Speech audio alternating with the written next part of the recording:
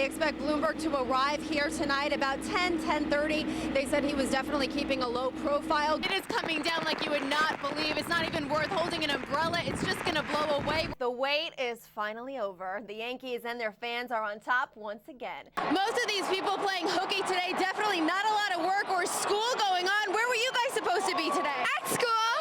And your parents let you skip it? Yeah, to come here. 150 years in jail for Bernard Madoff, the judge here imposing the maximum sentence. While most everyone here agrees that exercising helps eliminate stress, the owner here says only doing it once in a while is like putting a Band-Aid on a cancer. I'm here at Kevin, but it is coming down like you would not believe. It's not even worth holding an umbrella. It's just going to blow away. We're here on Soundview Avenue where there's flooding behind me, if you can see, but Bronxites today dealing with unseasonably warm, wet, and windy weather. Take a look at the damage on Kingsbridge Road and Briggs Avenue. The winds Sunday night taking down this huge tree, hitting a few cars. Oh my God, you could hear whistling. Oh, shh. I said, oh my God. Luckily, no one was hurt, but all over the Bronx, people dealing with the wind and the rain. It's nasty. The Bronx under a wind advisory with gusts up to 50 miles per hour Monday. On Fordham Road, no one was safe, from those with umbrellas to those with rain ponchos, and many laying off the layers with temperatures in the 50s. I think I'm appropriate for the temperature, but not for this conditions. One thing is certain for many braving the elements. I wish I was home, looking at it outside the window.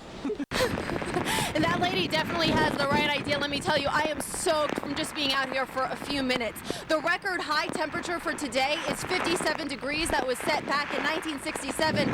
Stick with News 12 to see if we break that record today. That is the very latest outside here in Soundview. I'm Andrea Grimes. Kevin, back to you inside the studio. 150 years in jail for Bernard Madoff, the judge here imposing the maximum sentence, ensuring he will spend the rest of his life in jail. A decision met with applause here in the courthouse. Judge Denny Chin rejected the defense argument that Madoff should only receive 12 years. He says the scope of his fraud is unprecedented. The judge telling the court the message must be sent that his crimes were extraordinarily evil, scamming thousands of people out of billions of dollars over many years. He says a strong message must be sent that these crimes will not be tolerated, and a message must go to the victims that this may help them heal. Many of them, he says, have lost their retirement, their pensions, their life savings. Victims say this is only the beginning. Here's just some of their reaction to this decision. Justice will come when there's real change, when your IRA and your pensions, you will never have to think for a moment, am I safe? It's a happy day, but we're going on from here. We've got to fight to get our system straightened out, because right now, anybody that invests in stocks has got to wonder whether they're secure. Madoff also addressed the court. He turned around and apologized to his victims. He says he now lives in a tormented state, knowing all of the pain and the suffering he created. Another victim we spoke with earlier says she hopes he rots in hell. Reporting from Lower Manhattan, Andrea Grimes, News 12. I did mescaline, I did LSD. It's no fairy tale and not a work of fiction. I did psilocybin, I did MDA, I did speed. Bronx native Alan Jones has a story to tell, and it's his own. Jones is a so-called retired gangster, a former drug dealer and user who grew up here in the Patterson houses. I started smoking at 15 and started sniffing at 16 when all the heroin really came around the neighborhood like that.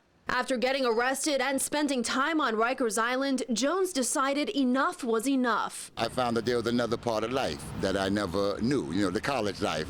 Did something other than the streets. Jones says it wasn't easy, and it did take a few years to kick his drug habit, but he did eventually find a larger world for himself beyond the Patterson houses. He moved to Europe, became a pro basketball player, and is now a retired banker.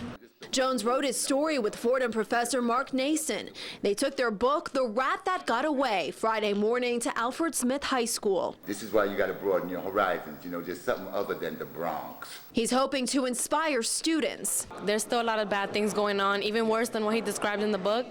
But I want to get out just how he did. He showed me that even though you can have a bad start, it could always outcome good. Depends on what you want. Also hoping they find success without making the same mistakes. I want them to think positive and realize that everything is possible. All they have to do is believe in themselves. Andrea Grimes, News 12 The Bronx.